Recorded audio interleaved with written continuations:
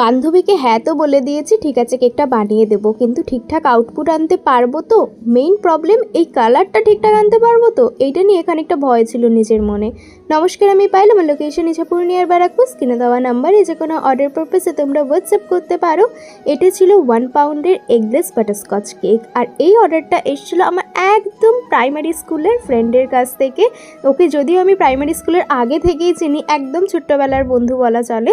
ও ওর best ফ্রেন্ডের জন্য এই কেকটা অর্ডার করেছিল। ও বলেই ছিল ওর বেস্ট ফ্রেন্ডের নাকি মুন খুব পছন্দ, থিমটা ওই চুজ করে রেফারেন্স পিকচার আমাকে পাঠিয়ে দিয়েছিল। মেন ভয়টা আমার করছিল যে এই রঙটা আমি আনতে পারবো কিনা। এক্স্যাক্ট এই রঙ আমার কাছে উপস্থিত ছিল না, আমাকে রঙটা বানিয়ে নিতে হতো, যে কারণে একটু ভয় করছিল। বেশ কয়েকটা কালার মিক্স করে ফাইনালি এই রঙটা আনতে পেরেছি। আর যখন দেখলাম ফটোটার সাথে রঙটা একদম ম্যাচ করে গেছে, এক্স্যাক্ট কালারটা আনতে পেরেছি, আমার মন তো খুশিতে নাচানাচি করছে। স্টার, মুন এগুলো সব ফন্ডেন্ট দিয়ে বানিয়ে নিয়ে লাস্টেরটা স্প্রেড করে গোল্ডেন এফেক্টটা নিয়ে এসেছি।